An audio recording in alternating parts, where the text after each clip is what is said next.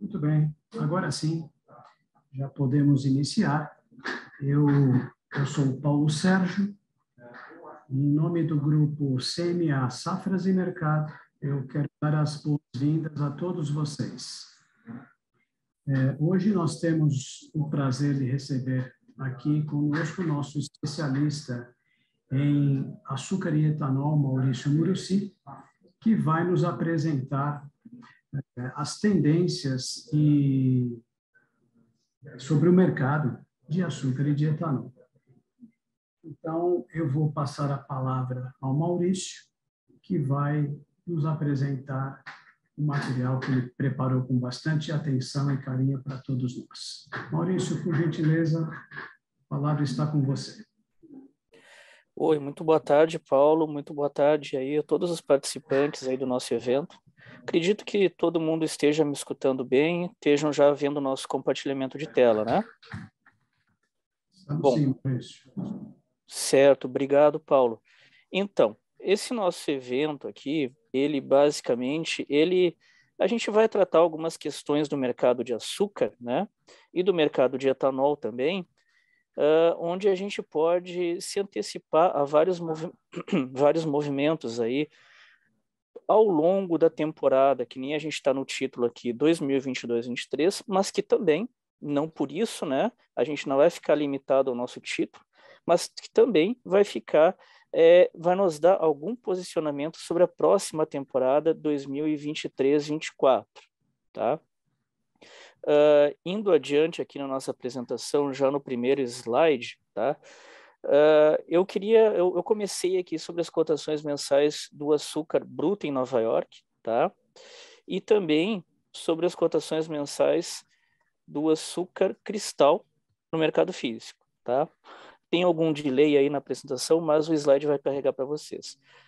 Basicamente, partindo aqui do nosso primeiro slide, tá? O açúcar bruto em Nova York, o que está acontecendo com ele? Ele está dentro, aqui nesse gráfico, observando a média mensal, né? Ele está dentro de um cenário muito equilibrado de mercado. Como vocês podem ver, a média mensal aqui, que é essa linha vermelha que se refere ao ano de 2022, ele está tendo uma volatilidade muito pequena, né? Ora, na média mensal no início do ano foi em 17,70, depois foi para 19,70, se aproximou daquele patamar ali, e agora praticamente está no meio do caminho, né? O que está acontecendo no mercado que está levando a essa baixa volatilidade? Se eu avançar um pouquinho o slide aqui com vocês, tá? Falando do cenário internacional de oferta e demanda. Eu vou avançar um pouquinho o slide, mas depois eu vou voltar para completar o raciocínio, tá? O cenário, quando a gente olha para o cenário internacional de oferta e demanda, tá? A produção e o consumo mundial de açúcar, que é esse gráfico que está carregando aqui. A gente observa um cenário, tá, de relativo equilíbrio de curto prazo, tá? Relativo equilíbrio. E é esse relativo equilíbrio que está mantendo o mercado, né, dentro desse patamar de oscilação muito limitada por parte do açúcar em Nova York. E por que não dizer por parte do açúcar no mercado físico também, que embora não haja uma correlação tão direta de forças assim, há sim uma influência de Nova York sobre o açúcar no mercado físico. Mas para a gente chegar no mercado de açúcar no mercado físico, para a gente chegar no açúcar no mercado físico, a gente precisa primeiro entender, compreender o que está acontecendo em Nova York. Se a gente olhar para essa parte aqui do saldo de balanço entre a oferta e a demanda, oferta e demanda internacional da commodity, o que a gente vê? A gente vê um padrão de manutenção do superávit, tá? De oferta, manutenção de superávit. Ou seja, entre a safra 2021-22, que termina em setembro desse ano, e a safra 2022-23, que vai começar em outubro, a gente falando de safra internacional, porque a gente está contextualizando Nova York. Tá? O que vai acontecer? O que está acontecendo? Uma redução no saldo de superávit internacional, de 5,68 para 4,04 milhões de toneladas. Então, aqui a gente tem aquela dicotomia clássica aqui dentro da economia, tá? Ou seja, nós temos dois tipos de agentes no mercado, os que olham o copo meio cheio e os que olham o copo meio vazio. Por quê? Por que isso está acontecendo? Porque, por um lado, nós temos a redução no saldo de superávit internacional, tá? Por um lado, uma redução, mas, por outro lado, nós temos a manutenção deste saldo de superávit, a manutenção dele ainda em tom, digamos, confortavelmente positivo. Porque mesmo que ele caia 28,85%, que é que a gente está vendo aqui embaixo, né? 28,85%, ou seja, que ele caia quase 1,65 milhão de toneladas, ele ainda assim é um superávit muito grande, de pouco mais de 4 milhões de toneladas, né? Então, o mercado está nessas duas vias, tá? Está nessas duas vias. Tem quem olhe uma redução no superávit e tem quem concorde com essa redução no superávit, mas que observe um padrão ainda confortavelmente positivo dentro assim de oferta e demanda, tá? Outro detalhe interessante, isso explica, tá? Por que Nova York tem se comportado dentro da média mensal. Aqui eu não estou falando da oscilação diária, tá? Do dia a dia, que a gente tem uma volatilidade maior, evidentemente, mas eu estou falando de médias mensais. Isso explica porque Nova York está nessa dicotomia aí de médio prazo, digamos assim, né? Então a gente tem um saldo superavitário menor, mas ainda assim não, com uma queda não tão grande ao ponto de sequer neutralizar o balanço de oferta e demanda, né? Ou a gente ir para um padrão de negativo. Recentemente, na semana passada, nós tivemos a Trading Czarnikov indicando ali que a Czarnikov tem relatórios mensais, né? É bem interessante. E eles indicaram, tá, que a perspectiva deles é de um déficit para essa temporada internacional que eu estou analisando com vocês aqui. Eles indicaram um déficit de 1,4 milhão de toneladas, né? E esse déficit ele contrasta muito com o superávit de 400 mil toneladas do relatório anterior. Ou seja, temos alguns agentes, alguns players de mercado aí já indicando um déficit, indicando uma redução. Mas esses números aqui são do USDA, tá? Mas os dados do USDA nos mostram que esse saldo ele não é tão assim negativo quanto outros agentes de mercado já costumam apontar, né? Ainda há um conforto nos saldos positivos aí. Como eu disse, pouco mais de 4 milhões de toneladas, tá? Outro detalhe interessante que ajuda a balizar o curto prazo com o médio prazo, tá? É a questão do quanto a produção está crescendo e quanto a oferta internacional está crescendo. Então, pela primeira vez aqui em décadas, tá? Nós temos uma indicação em que a demanda está subindo bem mais do que a oferta. Se vocês forem ver na tabela aqui, a demanda está com crescimento aqui, ó, de 1,91% de alta, quase 2%, né? Enquanto a produção, a oferta está crescendo 0,94%. Se aproxima de 1% de alta, mas nem sequer ele chega a 1% de alta, né?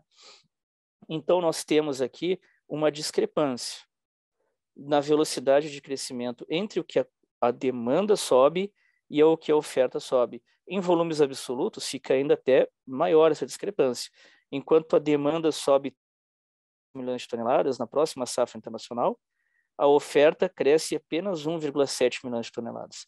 E, estatisticamente, é claro que isso mostra o porquê dessa redução no saldo de superávit, né? Mas a questão não é só carregamento estatístico, assim, a demanda cresceu 3,3 e a produção cresceu 1,7. A questão é que está pegando forte no psicológico do mercado em termos percentuais também, que a demanda, o consumo internacional de açúcar está crescendo em uma velocidade quase 2 vezes maior até que a produção. Isso se deve a, basicamente, a saída do mercado, a saída da economia internacional, tá?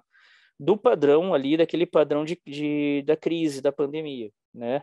Aquele padrão da crise de pandemia era um padrão de retração na economia internacional, era um padrão de retração na demanda, no consumo e, consequentemente, na demanda de todas as commodities, entre elas o açúcar, né? Agora, saindo desse padrão de retração do cenário da conjuntura macroeconômica internacional, a gente tem uma retomada, até mesmo uma recuperação de uma demanda represada do açúcar, né?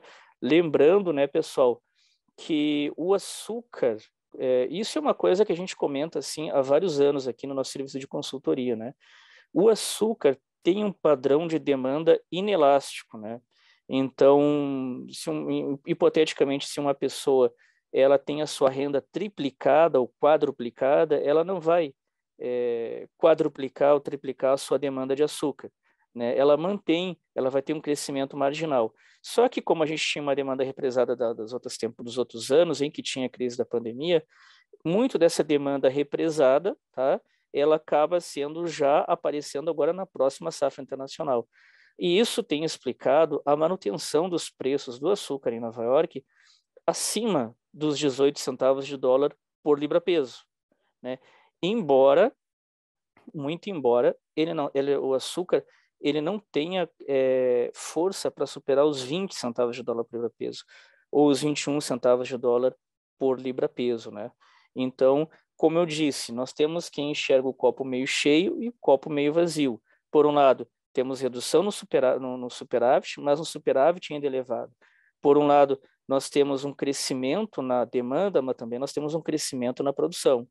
Então, isso acaba deixando os preços do açúcar, no curtíssimo prazo, nesse patamar, entre 18 a 19 centavos de dólar por libra-peso no dia a dia das cotações e nas médias mensais, né? Agora eu vou voltar lá para aquele início do slide rapidinho, e nas médias mensais, dentro daquele padrão lá, na faixa também dos 18 centavos de dólar por libra-peso, né?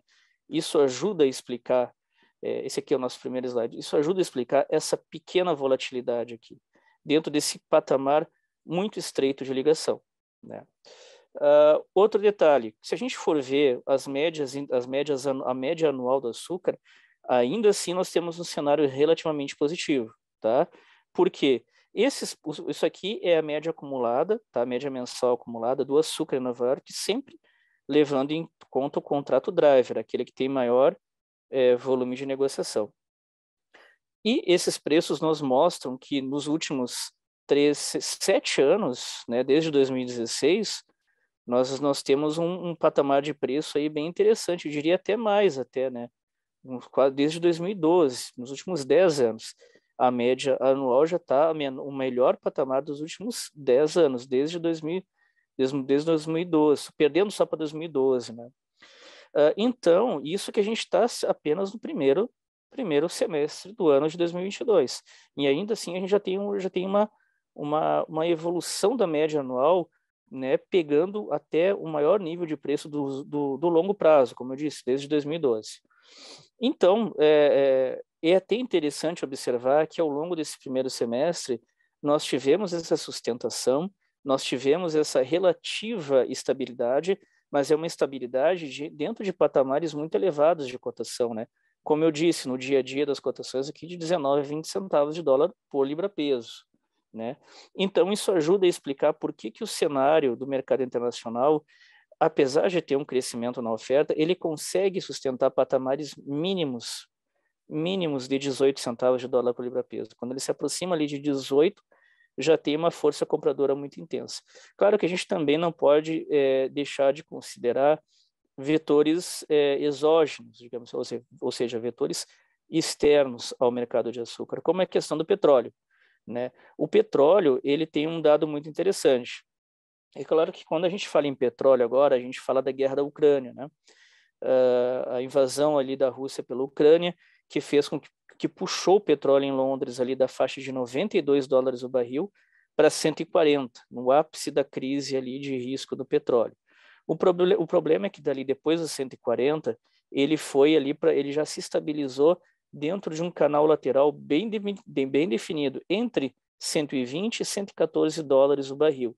E ele tem, nos últimos 2 meses, oscilado dentro desse canal lateral, o petróleo em Londres, né, entre 114 e 120 dólares o barril. O detalhe é o seguinte, o açúcar, eu diria que dessas cotações em Nova York, mais ou menos desse movimento de sustentação mínima de 18 centavos de dólar por libra-peso, né, mais ou menos 1/3 do peso do vetor de alta se deve ao petróleo. Tá? O petróleo ele responde por 30%, aí, 1/3, 33% aí, dessa sustentação aí do açúcar em Nova York. Né? E aí a gente tem que uma atenção redobrada ao petróleo. Por que o petróleo? O que vai acontecer com o petróleo ao longo do segundo semestre desse ano? E aí a gente consegue também antecipar pelo menos 1/3 da sustentação do açúcar. Né? O petróleo, abrindo um parêntese rapidamente aqui, o petróleo ele tende a manter esse canal lateral de estabilidade, tá? Entre 114 e 120, mesmo frente a uma eventual um acordo de paz entre Rússia e Ucrânia, ou que a guerra acabe por algum motivo ou por outro. Tá? Em tese, o término da guerra seria um vetor de redução de prêmio de risco geopolítico para o petróleo. Tá? Em tese, né? Porque lembrando, ele saiu de 92 para 139 e depois se estabilizou aí entre 120 e 114 por causa da guerra. Terminada a guerra ao longo do segundo semestre, que pode acontecer lá no final desse ano, né? Nós, as safras de mercado, alertamos que isso não necessariamente vai querer dizer que o petróleo vai voltar para 92 dólares o barril, ou 90 dólares o barril. Isso não quer dizer. Ou seja, daqui ao longo desse segundo semestre, lá para o fim, muito provavelmente no fim do segundo semestre, quando começar a surgir essa notícia aí no clipping de notícias do mercado de que a guerra vai estar no fim, a operação lá da Rússia vai estar chegando ao seu final, e isso não, então assim, vocês se preparem que não vai haver uma redução do petróleo lá para o 92. E por que não vai haver? Porque antes mesmo da guerra começar, eu estou falando aqui de janeiro desse ano, tá? A guerra começou no final de fevereiro. Em janeiro de 2022, no início do ano, quando se discutia e se analisava o que iria acontecer com o petróleo no mercado internacional ao longo de 2022, e quando não se esperava efetivamente a eclosão dessa guerra, não era esperado, embora houvessem riscos, houvessem ameaças, né? Mas quando, estou falando no início de janeiro, assim, sem o cenário da guerra, antes dela acontecer, o que se conversava no mercado, o que se discutia no mercado?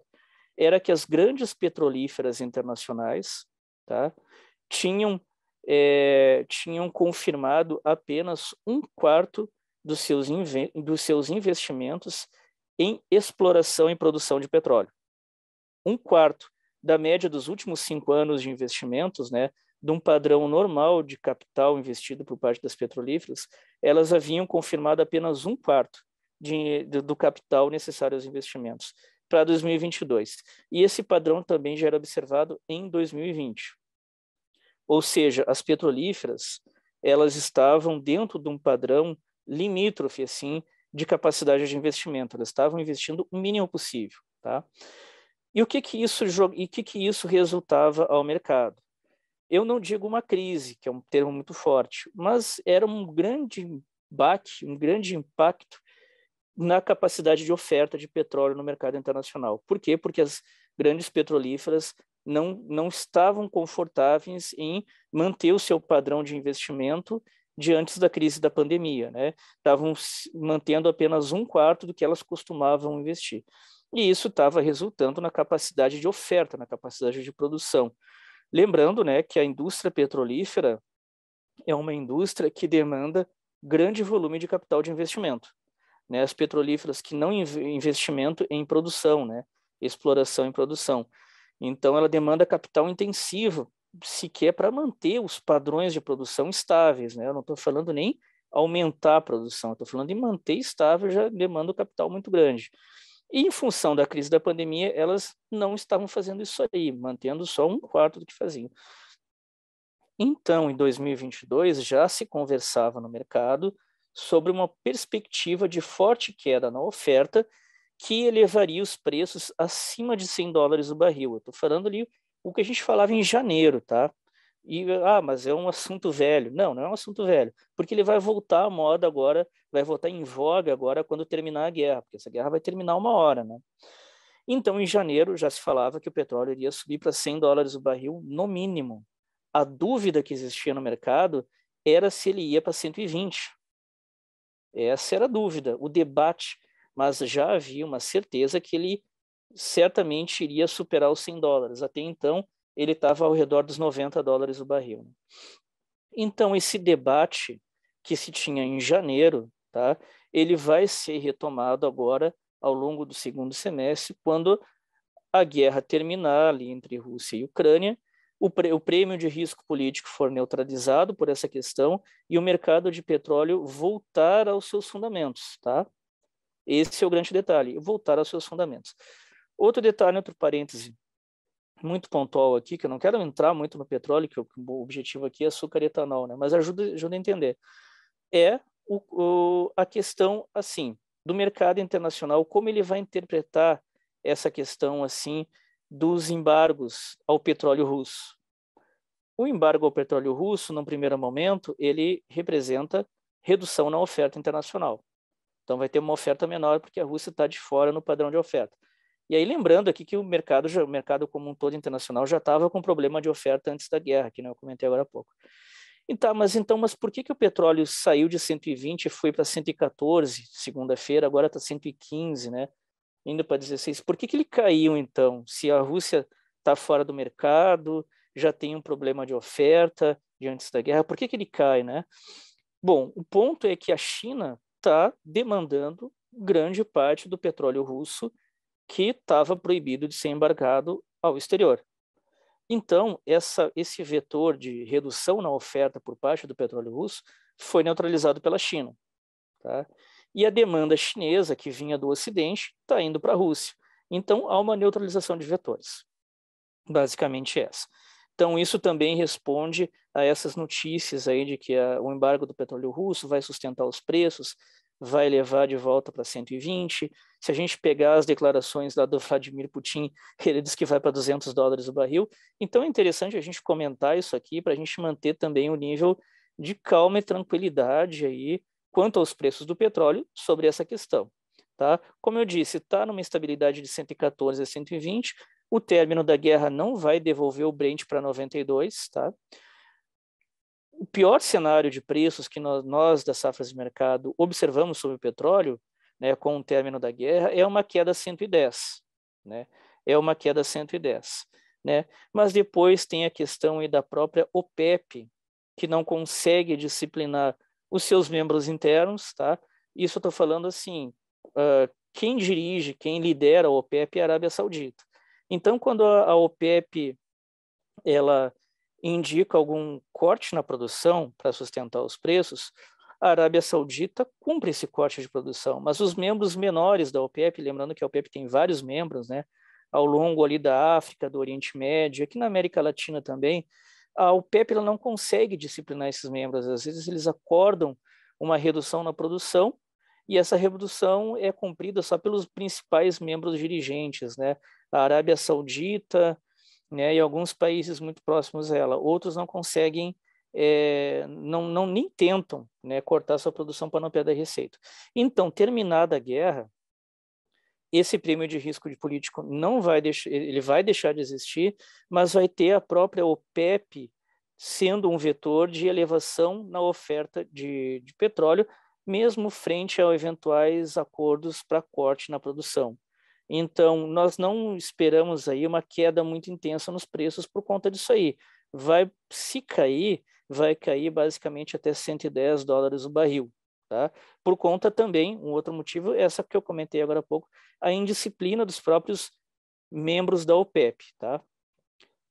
Já no mercado de açúcar, olhando para o mercado de açúcar, o que nós observamos? Uma queda, uma queda sazonal. Né? Por quê? Porque é o início da safra no Centro-Sul. Essa média aqui é de maio, fechada. Junho nós não terminamos ainda o mês de junho, nós não temos a média de junho. Né? Mas dá para comentar com vocês que já está mais aqui para a faixa de R$126 a saca. Isso açúcar cristal com 150 e cunza no mercado físico. Né? Lembrando também que esses preços, tá, pessoal? Esses preços são deflacionados. A média de 5 anos deflacionada, que é essa linha aqui pontilhada azul, tá? A média de preço dos últimos 5 anos para janeiro, fevereiro, março, abril, maio, junho e por fim até o fim do ano. Isso aqui é o preço do ano passado, tá? Também deflacionado. E isso aqui é o preço aqui de 2022, tá? Linha vermelha. Então, todos deflacionados, até os meses do ano aqui deflacionados. Então, o que que nós observamos, pessoal? Nós observamos uma queda nos preços em função da sazonalidade do período. A safra nova, desculpe, a safra nova está começando e os preços naturalmente tendem a cair no médio prazo, né? Os preços tendem a cair. Isso vai levar a uma condição de mercado de os preços ainda dentro de um cenário relativamente estável aí, ao longo no comparativo do ano passado, né, no comparativo do ano anterior. Né? E quando a gente olha para o cristal 150 Kunza, o que que nós observamos aí, pessoal?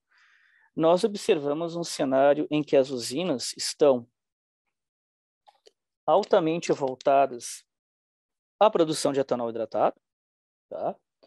À produção de etanol anidro e à produção de VHP. Tá? Basicamente, esses 3 produtos, tá? Eles entram aí no escopo preferencial das usinas, principalmente o etanol, né? Eles entram no escopo preferencial das usinas. E o cristal, ele acaba ficando, desculpe, em segundo prazo, em segunda opção, terceira opção, né? E isso acaba levando a uma redução na disponibilidade de oferta desse açúcar cristal no curto prazo, né? E isso acaba gerando uma sustentação nos preços desse cristal. Por isso que, mesmo frente à sazonalidade do período, tá? Por isso que, mesmo frente à entrada do açúcar, de açúcar da safra nova, o avanço da safra nova, isso explica por que os preços do cristal eles não caem muito abaixo do 100, eu diria até nem do 120, mas do 125, né? Como eu disse, a média de junho é um pouquinho menor e ainda assim oscila 126. Está acima, né? Está acima aí do padrão aí do 125, como eu falei agora há pouco, tá? E esse é o padrão que a gente tem que observar aí ao longo, basicamente, a partir de maio e junho. Outro detalhe interessantíssimo, quando a gente for falar do cristal, outro detalhe interessantíssimo é a retomada das compras das indústrias processadoras de alimentos, né? A safra 2022-23 no centro-sul do Brasil, o calendário dela começou em abril, mas a moagem de cana, principalmente para o açúcar, né, ela começou a ganhar intensidade, ela começou a ganhar volume somente em maio, 30 dias depois. Lembrando que por questões características da cana, geralmente as usinas, tá, elas destinam em média 70% do mix de produção para o etanol e os outros 30% aí para o açúcar, né? E no açúcar, principalmente o VHP. Então, somente a partir de maio é que a oferta vai aumentando gradativamente para o cristal. Isso explica até, pessoal, se vocês forem observar aqui, de março para abril, teve uma alta nos preços, né? Se a gente for ver aqui ó, a média aqui, ó, ela tem uma inclinação de alta, tá? Ela sai ali de 129 e vai para 138. Aí se a gente olhar, se a gente lembrar, né, pessoal, o que está acontecendo no calendário de março para abril? Ah, mas está começando a safra nova. Então não faz sentido esse movimento aqui, né? Em tese, esse movimento do gráfico aqui não está fazendo sentido nenhum. Mas isso se a gente levar em conta a simples evolução da safra pelo calendário. Então começa a safra de março para abril, tá, o calendário diz que vai começar a moagem. Mas a moagem demora ainda para a safra ganhar corpo. Isso sem contar que essa safra foi atrasada. Estou contando de um padrão regular de safra. A moagem demora ainda para ganhar intensidade. Essa intensidade, quando vai para o etanol, e quando sobra os 30% ali, né, para a cana, 35% para a cana, vai para o açúcar, ainda assim vai para o VHP, né? Então, por isso que o cristal, lá no fim da entre-safra atual aqui, de março para abril, ele conseguiu até uma valorização, tá? Conseguiu uma valorização, porque a safra nova começou e a cana ia quase toda para o etanol. E o que sobrava aí, que ia para o açúcar, ia para o VHP, né? Nesse ponto, claro que daí a oferta começou a aumentar para o cristal aqui, porque começou a ser colhido mais cana. Nesse ponto, a oferta começou a aumentar. Mas vai ter uma estabilidade aqui em 126, entre 126 e 128, porque a partir de junho, final de maio, início de junho, nós teremos a reentrada das indústrias processadoras de alimento junto à ponta compradora nas usinas, porque as indústrias vão precisar renovar os seus contratos de fornecimento ou até formar novos contratos de fornecimento em volume maior. E a indústria, quando ela olha para a sazonalidade do período, quando que ela vai fazer isso aí? Não vai ser no meio da entre-safra, em que o preço está lá quase 160 a saca, né? Não vai ser dentro desse patamar dessa sazonalidade. Vai ser bem depois. Quando? A partir de junho e julho. O que acontece nesse período aqui de junho a julho? O Centro-Sul, que julho vai até aqui, né? O Centro-Sul, ele entra no seu ápice de disponibilidade de oferta. A curva de oferta da moagem da cana vai crescendo quinzenalmente, ela é cada vez maior, geralmente até o fim de julho, tá? A curva de oferta, a curva de produção. Com ela, enquanto a curva de oferta cresce, a curva de preço decresce. E aí é que as indústrias começam a entrar comprando no mercado físico, fazendo contratos de fornecimento, renovando esses contratos e até mesmo ampliando a partir de junho. E por isso que os preços vão chegar aqui nessa inclinação de baixa e vão se estabilizar nesse patamar, acima de 20, eu arrisco até R$ 25 a saca, eu não diria até nem R$ 125 a saca, eu não diria nem 120, eu diria 125, porque até então a disponibilidade de oferta do cristal era muito baixa, mas quando ela começa a aumentar e o preço começa a subir, as indústrias voltam. Indo à frente um pouquinho, nós temos aqui a média anual dos preços do cristal no mercado físico, também deflacionada, tá? E a gente observa que a média de 2022 é a maior desde 2007, nos últimos 15 anos. E esses aqui, ó, esses valores 103, 123, 122, 97, eu reforço com vocês, tá, amigos? Todos deflacionados. Então, não é preço nominal lá de 2007 que não condiz com a realidade atual. Não, ele já está deflacionado. É um gráfico de preço deflacionado. Então, os preços nominais aqui são bem menores, mas deflacionado, né, corrigindo o poder de compra desses valores, ainda assim, os preços acumulados desse ano estão bem maiores do que o ano anterior, né? Para o cristal, 150,11, o que é uma novidade muito boa. Ainda assim, a média do ano está 141, né? Pega essa média do ano de 141 até maio, está pegando grande parte ali dos valores entre safra, né? Mas ainda assim, ela tem ainda a capacidade de se manter ali 140, tá? Essa é uma ótima notícia para o setor produtivo, mas também na evolução de mês a mês dá para fazer uma gestão de risco aí. Com as indústrias processadoras de alimento, a gente consegue posicionar as indústrias sempre no melhor momento de compra, tá? Indo um pouquinho à frente aqui, já falando do etanol hidratado, né? O que a gente observa sobre o etanol hidratado? A gente observa uma escalada natural de preços durante a entre-safra e já a entrada da safra nova, uma queda muito abrupta nas cotações, né? Estou falando aqui do etanol no mercado, etanol hidratado no mercado físico, em reais por litro. Esses preços aqui também, todos deflacionados do ano anterior, média de 5 anos e até os primeiros meses desse ano aqui deflacionados, tá? Qual o sentido aqui? Qual o ponto de atenção do mercado de etanol? Quedas ainda maiores, tá? Porque a média de junho teve ali as primeiras 3 semanas de junho um mercado muito impactado em termos negativos por conta da forte redução das distribuidoras no mercado, tá? Distribuidoras saindo do mercado na expectativa aí da aprovação da lei ali que neutraliza o ICMS dos combustíveis, sobre os combustíveis, entre eles o etanol hidratado. Como já é 13h30 passada, eu vou passar a palavra aqui para o Paulo, para ele falar um pouquinho do nosso curso.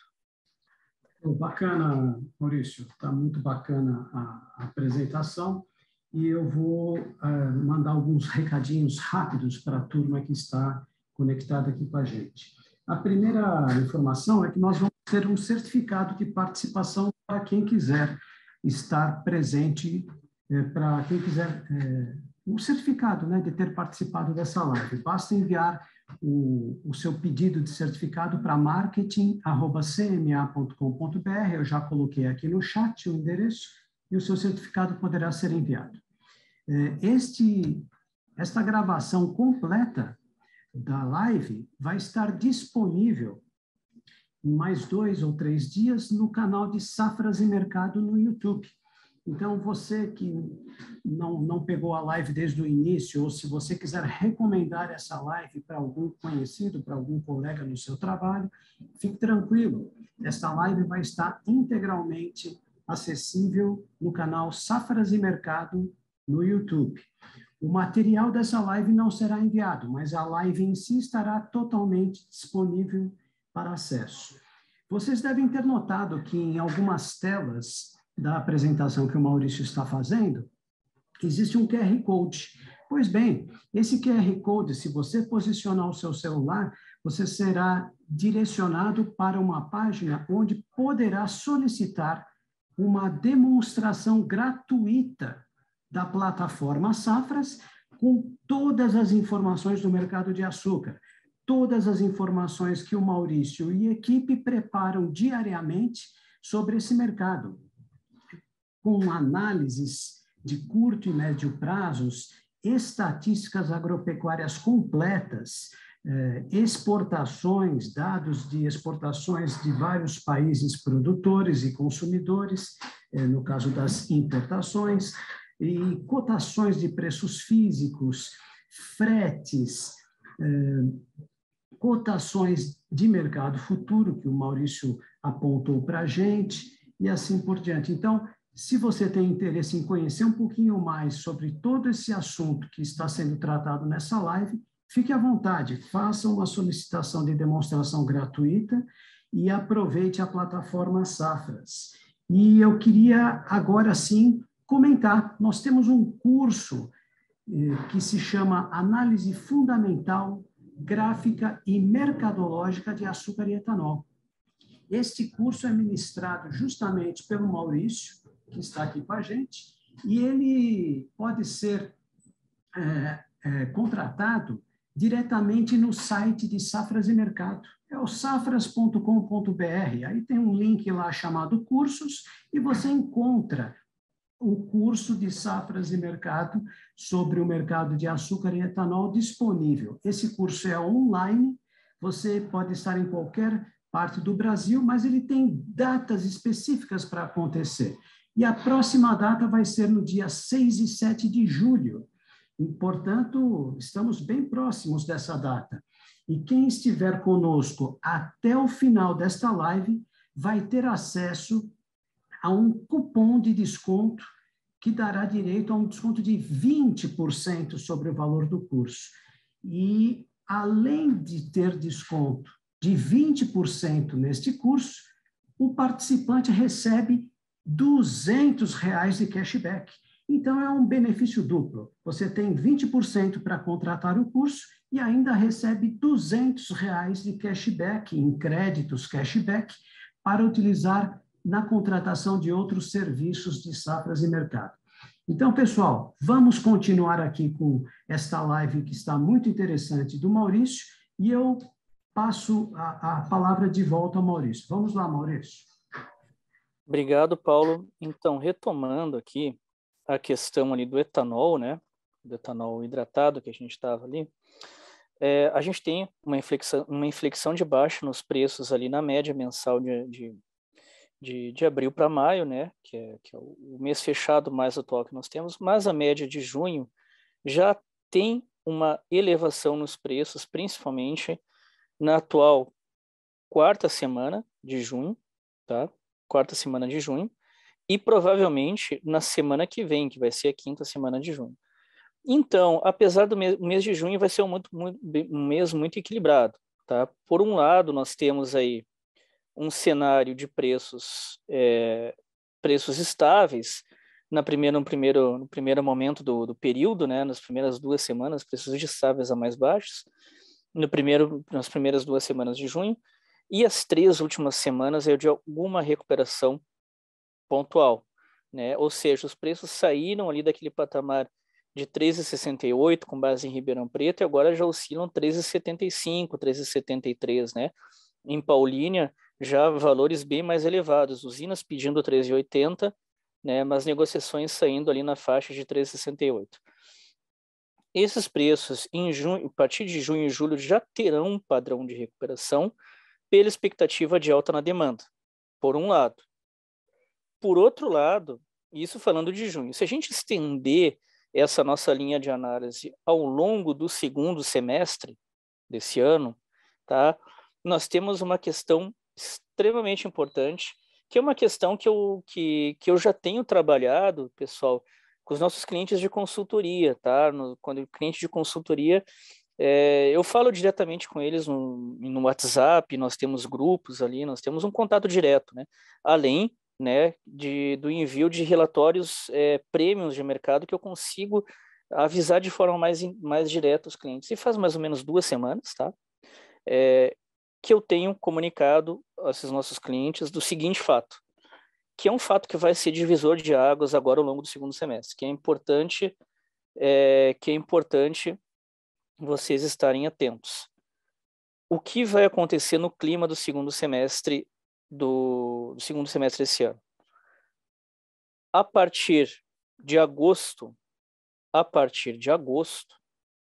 vai ter um ponto de inflexão muito importante.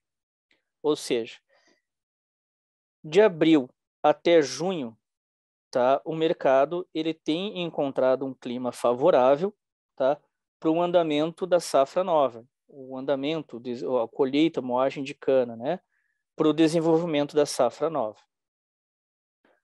Isso tem sido positivo, né, para ampliação da oferta, para que não haja interrupções, para que não hajam atrasos na moagem. Isso é positivo, tudo bem. Mas a partir de que momento esse clima sem chuva vai deixar de ser positivo para o andamento da moagem, da colheita, da produção, e vai passar a ser negativo? Vai passar a ser negativo para o desenvolvimento dos canaviais do segundo semestre e da próxima safra 2022-23. Que momento vai se dar essa transição? Que momento vai se dar esse ponto de apoio aí no cenário? Vai ser a partir de agosto, tá? A partir de agosto a gente vai ter um cenário em que, se o Centro-Sul permanecer sem chuvas, tá? Se o Centro-Sul permanecer sem chuvas, até o fim de agosto, nós teremos uma mudança do padrão de risco climático, de temperatura favorável à colheita para uma temperatura que eu digo clima, né, a falta de chuvas, né, favorável à colheita, para um padrão de seca que já prejudica a safra que vem e o restante dessa safra.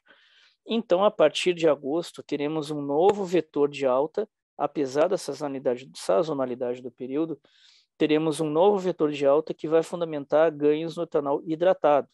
Então, pelo menos até aqui, nós temos a oferta andando de forma bem rápida, bem intensa, em tese pressão negativa nos preços, mas a partir de aqui já é risco no canavial, com seca, caso a falta de chuva permaneça, e novo suporte de alta aos preços. Tá? Isso sem falar dos ajustes na gasolina, que já deram uma margem bem maior para ampliação em os preços do etanol. Desculpe. Voltando ali o cenário de mercado, nós temos aqui a mesma coisa para o etanol anidro, mas o etanol anidro ele encontra um respaldo aí por parte do cenário de oferta e demanda pela ampliação aí das vendas de gasolina. Querendo ou não, a gasolina ela tem conseguindo, na maioria dos meses de 2022, não digo todos, tá? ampliar a sua participação no ciclo Otto, tá? E essa ampliação de ciclo Otto leva ao aumento na demanda de anidro, tá? Claro que, se a gente olhar para a competitividade do etanol hidratado, ele se encontra competitivo apenas em 4 estados brasileiros, né? Que é Mato Grosso, Minas Gerais, São Paulo e Goiás, tá? E isso faz mais ou menos aí umas 5 ou 6 semanas, tá? E nos outros estados brasileiros? Nos outros estados brasileiros predomina a gasolina, em termos de preço, maior vantagem para ela. E aí acaba puxando o etanol anidro, que não consegue subir também de forma muito intensa, né, por conta da competitividade do hidratado nesses estados. Então, ele não detém a maioria de demanda em todos os estados brasileiros, embora detenha na maior parte. O problema do anidro é que ele também acaba, com o andamento da safra nova, ele também acaba tendo uma ampliação na oferta, que também limita os seus preços, né? Embora esses preços não caiam muito do patamar ali que a gente tem visto nessa parte aí do mercado, né? Ali no patamar ali de 13,50, com exceção desse mês aqui de fevereiro, né? 13,50, 13,60, 13,70. Tá certo, pessoal? Indo um pouquinho mais além, esse aqui é um assunto bem interessante que eu gosto sempre de abordar, é a diferença, né, a arbitragem entre o hidratado no mercado físico em centavos de dólar por libra-peso, dentro da usina, já com todos os descontos de custos de produção, né, frete, elevação, alfabetização, né, contra o açúcar de Nova York, também em centavos de dólar por libra-peso, dentro da usina, também descontado frete, elevação e alfabetização.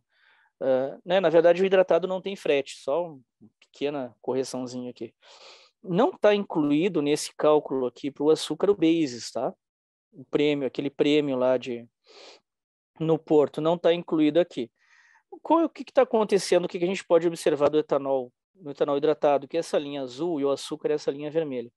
Que a gente vê a maior parte do ano, tá? Esse gráfico aqui ele vem até de março, né? No início de março.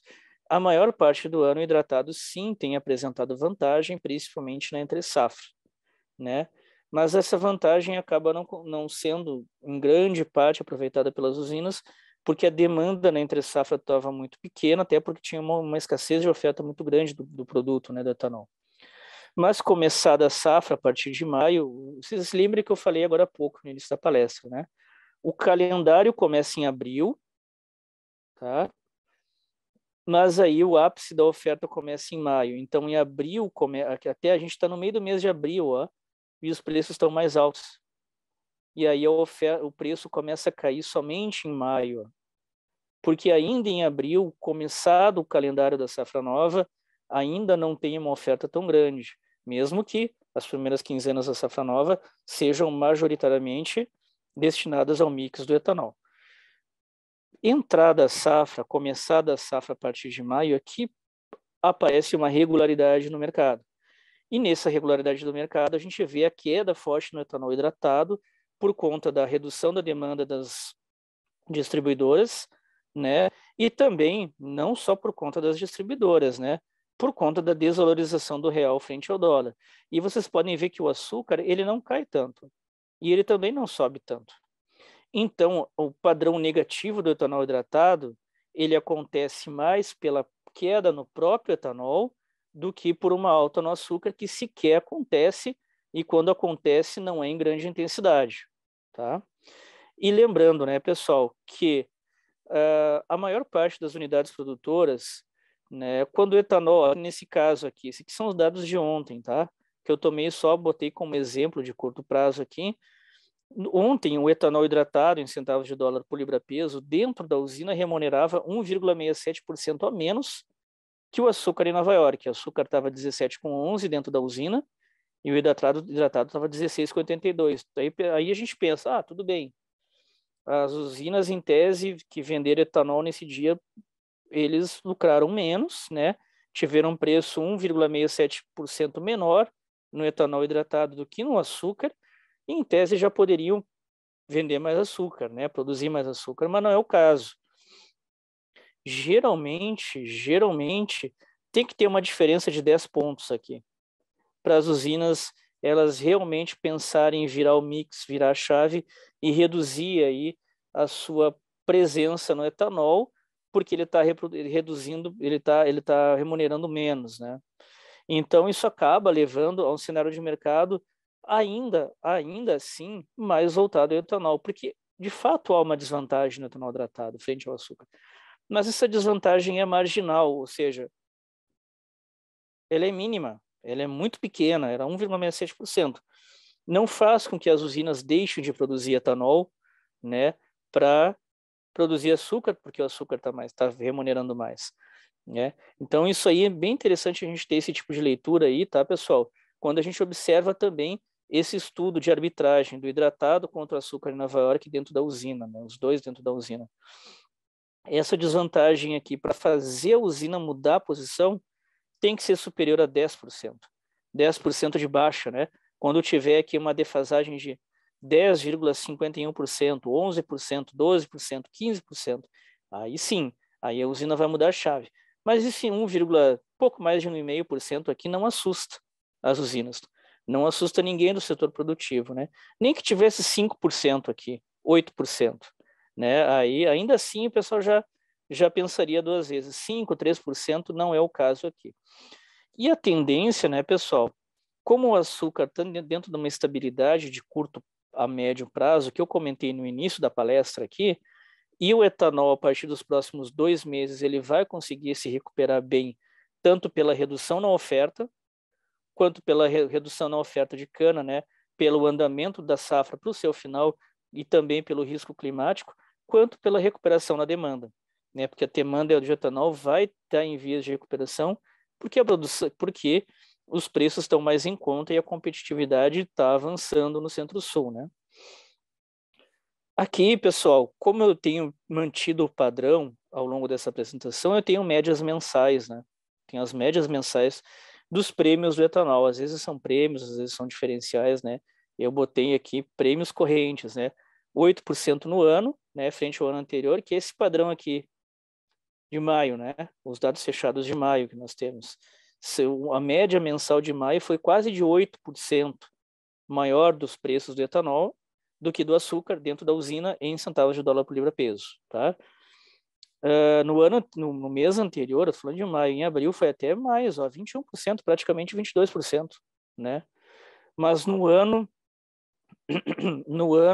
a gente tem uma vantagem bem interessante, porque era, né, menos 0,2%, mas na margem a gente tem uma queda muito intensa aqui, ó, de quase 22% para quase 8%, né?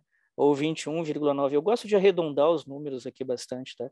Então aqui 22% para 8%, né? Num prêmio de 22% para 8% do etanol.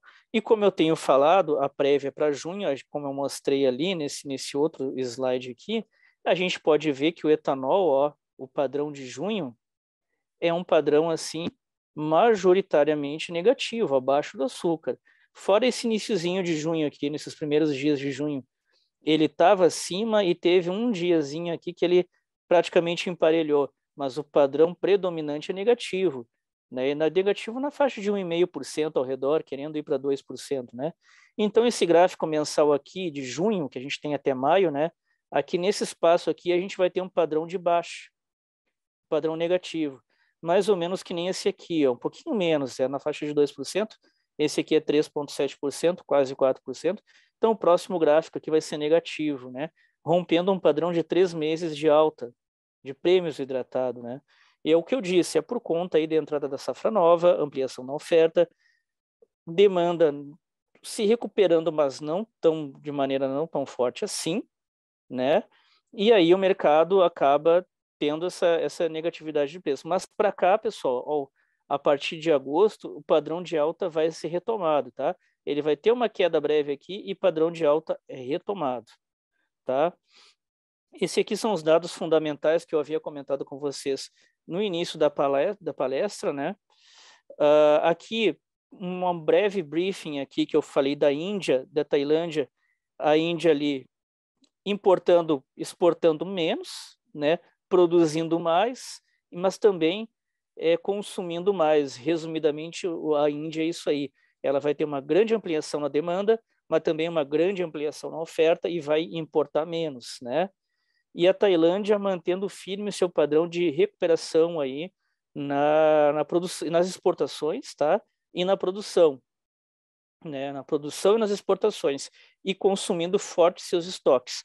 Ou seja, a Tailândia não vai ser um grande problema, como tem sido nos últimos 2, 3 anos aí, em questão de oferta aí, porque ela vai conseguir exportar e vai conseguir aí manter uma pressão positiva aí nos preços internacionais, tá? Pessoal, aqui já abro, já é 3 para as 4, já abro aí para perguntas e respostas aí. Passo a palavra para o Paulo. Ótimo, Maurício, parabéns pela excelente explanação. E vamos aqui iniciar, nós temos aqui algumas perguntas. Eu começo com a pergunta do Lucas. O Lucas, ele menciona assim, a safra 21-22 aqui no Brasil teve uma quebra muito considerável. E algumas usinas haviam comunicado quebras entre 20% e 30%. Então, a pergunta do Lucas é a seguinte: esse aumento de preço do açúcar de 2021 foi influenciado por essa questão? Lembrando que também o nosso mercado interno teve de reagir rapidamente para que não houvesse possíveis faltas. Porém, ainda estamos em uma safra melhor, porém ainda tentando recuperar a safra passada. Com a normalização dos volumes e atendimento, a demanda represada existente. Qual a previsão de queda dos preços do açúcar, Maurício?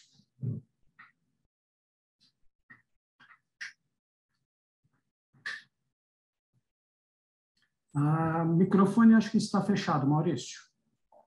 Agora sim. Pronto, ativei aqui. Então, pegando o gancho que o Lucas deixou no final da pergunta dele, né? Nós ainda estamos nos recuperando, né? E isso é um ponto muito interessante, que foi o que eu comentei ao longo dessa palestra aqui, Lucas. A atenção necessária quando a falta de chuvas, que hoje é benéfica para o andamento da safra sem atrasos, e qual o ponto que vai ser quando essa falta de chuva, que hoje é benéfica para o andamento, vai passar a se transformar num risco de quebra, de nova quebra nos canaviais por conta de seca. Vai ser em agosto, né? Vai ser em agosto. Esse é o...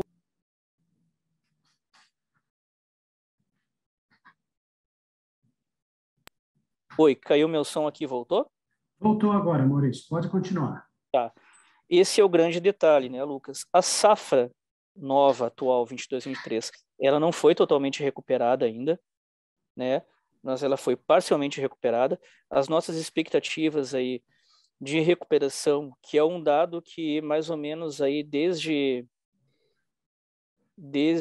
novembro do ano passado, eu tenho comentado com os nossos clientes aqui de serviço de consultoria, tá?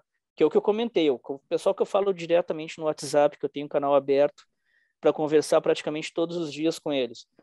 A safra recupera, sim, mas não totalmente, ou seja, a quebra de 520 da temporada anterior, que você comentou, ela vai para 560 nessa temporada, né? Ela cresce, mas ela não chega a 600 milhões de toneladas na safra ainda antes da quebra da safra anterior, né? Que foi a 520. E aí, se a gente pegar esse conceito de recuperação parcial da sua pergunta e aplicar para essa mudança de risco climático em agosto, né? Porque os prognósticos de chuva os prognósticos climáticos seguem de baixíssimas chuvas até agosto. Claro que a gente tem que confirmar isso até o fim de agosto, né? Mas as indicações nós temos. Se isso continuar assim até o fim de agosto, a gente vai ter uma nova quebra, né? Porque desde o início do final de março não chove. E o que aconteceu no ano passado? Final de março terminou de chover e foi até novembro sem chuva e deu toda a quebra. E agora a gente está no mesmo padrão, só que a gente não fala disso porque agora essa falta de chuva está ajudando na colheita. Mas a gente tem que ficar atento para daqui a 2 meses, para daqui a agosto. Porque daí essa falta de chuva que hoje é legal, daqui a 2 meses vai ser um problemão, porque daí vai quebrar a safra de novo, né? E até eu comento contigo que a gente tem eu estou repetindo isso aqui, mas é uma informação que eu tenho que dar. Nesse serviço de consultoria, eu tenho um relatório mensal que a gente consegue de mapas de clima, de anomalia de clima, de até 3 meses à frente, né? E todo mês eu atualizo esses mapas aí. E nesses mapas a gente vê que a gente tem uma bomba relógio no mercado, que daqui a 2 meses vai explodir, porque os prognósticos de clima, de chuva, até agosto, não digo que está zerado, mas ele está mínimo, está ali 20 milímetros num mês, 35 milímetros num mês inteiro. Isso é praticamente nada, né? Então, isso é uma coisa que vai estourar no mercado a partir do final de julho e final de agosto, e eu já deixo esse alerta para você e para todo mundo que está aí, né, aí nos ouvindo. Isso vai uma notícia que vai surgir no mercado, vai estourar daqui a 2 meses. Claro que a gente, no nosso serviço de consultoria, eu tenho falado com os nossos amigos, nossos clientes, né, desde o mês passado isso aí, e reforçando até então, e agora eu tenho essa oportunidade aqui de falar com um público maior e reforçar isso aí. Então, vocês fiquem assim com esse gatilho, não digo um gatilho mental, mas esse gatilho de notícias. Em agosto, se continuar assim, e os mapas climáticos dizem que vão continuar, a gente vai ter uma nova quebra e um novo problema grande aí no mercado. Né? Bacana. Maurício, eu vou aproveitar e já contar para o pessoal que está aqui com a gente que o cupom que dará direito a 20% de desconto no curso que vai acontecer agora, ele é válido apenas por 48 horas. Então, por favor, anotem aí. O cupom é ETA, de etanol 20, ETA 20. Com esse cupom, você contrata o curso lá no site de Safras e Mercado com 20% de desconto e ainda leva R$ 200 de cashback. É uma coisa bacana. É uma promoção que a gente está fazendo justamente para você poder aprofundar durante 8 horas com o Maurício todos esses conceitos e fundamentos de mercado. E vocês não esqueçam, quem quiser a demonstração gratuita da plataforma Safras vai poder conferir tudo isso que o Maurício falou dentro do sistema atualizado em tempo real. Maurício, o Calil, ele faz a seguinte pergunta: você não tem receio de que se a PEC do etanol não passar, o etanol vai perder competitividade e usinas vão ter mais incentivos para mover o mix para o açúcar, aumentando a oferta e derrubando o preço para o novo preço equivalente do etanol em relação ao açúcar? Calil, esse receio que você comenta, ele tem um risco muito pequeno, porque ele já foi aprovado na Câmara, foi para o Senado alterou, devolveu para a Câmara aprovou no dia seguinte e agora está esperando assinatura, né? Sanção presidencial. Então, e como é uma ideia da própria presidência da República, né? Acreditando que a queda no ICMS do etanol vai derrubar muitos preços do mesmo, vai derrubar sim, claro, não estou dizendo que não vai derrubar, mas o problema é que essa queda ela vai ser rapidamente neutralizada pela própria elevação no petróleo, pela própria desvalorização do real frente ao dólar. Agora, somente essa alta na gasolina aí, se viesse depois dessa PEC dos combustíveis aí, ela já teria neutralizado. Sim, mas em tese, se acontecer o cenário que você está falando, sim, aí é um risco, toda essa problemática que você descreveu, ela acontece, mas a probabilidade dela acontecer, segundo a nossa expectativa, é muito baixa, né? Porque foi uma iniciativa da própria presidência da República aí, né? Nessa questão já foi aprovada em todas as casas, então o mercado está só aguardando essa assinatura, até que está meio que está demorando, né? Mas acreditamos que é baixíssimo risco, né? Mas é uma análise, é uma linha de raciocínio interessante, isso é. Mas agora, a probabilidade política, aí a gente está falando de política e não de mercado, né? É pequena, provavelmente. Né? Não digo que é zero, mas é pequena. Legal. Maurício, o Meslen traz aqui uma pergunta bem curtinha. Como comprar açúcar IC45 para exportação na usina? Tá, Wesley, tem que ser... Meslen. Wesley, né? Meslen. Mesley. Isso. Mesley, tem que ser contatado uma trading, tá? Ou um corretor, tá? E esse corretor vai ter contato com as usinas, e aí ele vai fazer todo o meio de campo aí para você, até mesmo para conferir o basis aí do 45 Icunza, né? Porque tem um prêmio no Porto. Esse prêmio no Porto a gente informa até no nosso serviço de consultoria, mas quem faz o meio de campo é o corretor. Isso aí não tem como desviar desse caminho, né? As usinas, elas não tratam diretamente com os compradores, né? Elas evitam isso aí, e é sempre com corretores aí da confiança delas. Então tem que ser um corretor, né? A gente também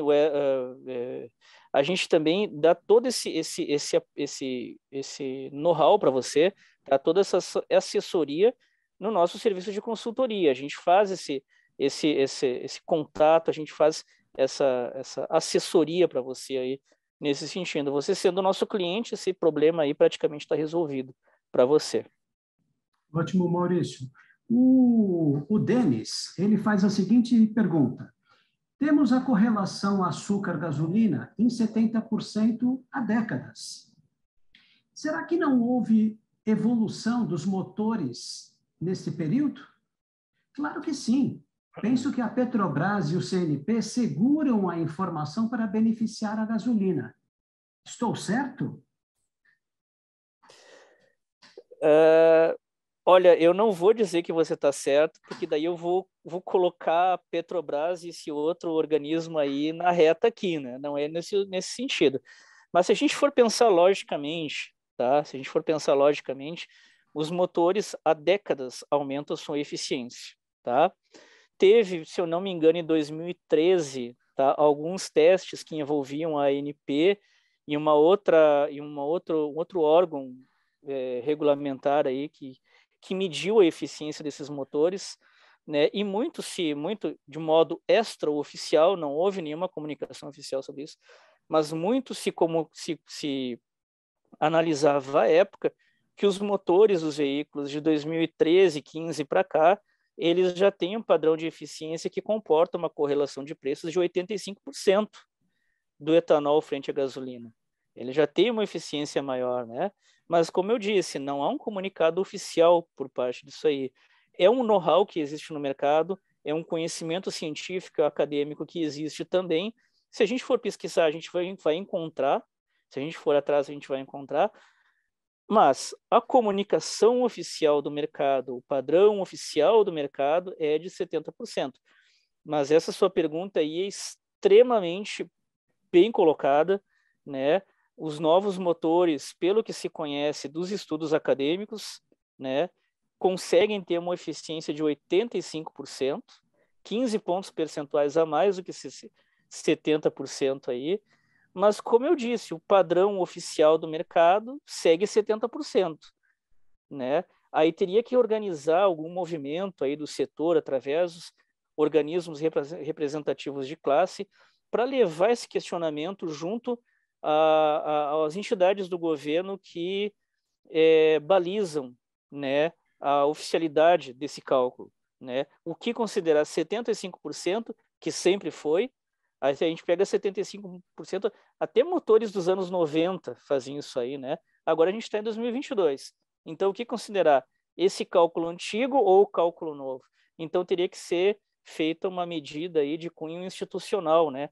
Do setor, através dos seus representativos de classe, né? Junto aos órgãos governamentais aí competentes nesse sentido, para mudar a oficialidade. Ou não mudar, não digo, né? Ou atualizar, né, a oficialidade quanto a esse cálculo. Mas é uma excelente questão aí que abriria uma margem muito ampla de precificação para as usinas. Ela podia aumentar bem mais o preço e não está perdendo frente à gasolina, né? Bacana. Maurício, nós temos aqui algumas outras perguntas e, devido ao avançado aqui do horário, nós vamos encaminhar essas perguntas diretamente para você, Maurício, e depois encaminharemos as respostas para as pessoas que fizeram essas perguntas. Então, o Felipe pode aguardar que será respondido, o Rogério vai ser respondido, o Guimário Amorim também será respondido, O Mesley, novamente, o Mesley está dizendo que gostou muito e que vai fazer o seu curso. Ok, Mesley, utilize esse cupom ETA20, ETA20, e você receberá, Mesley, lá no site de Safras e Mercado, 20% de desconto para o curso e receberá também R$200 em créditos cashback. E o Leonardo também vai ter a sua pergunta encaminhada para o Maurício. Maurício, você fica à vontade para encerrar a live. Eu agradeço a participação de todos e dou a palavra a você, Maurício. Eu que agradeço aí o apoio, Paulo, né, todo ao seu apoio, toda a equipe do marketing e operacional da Safras e Mercado.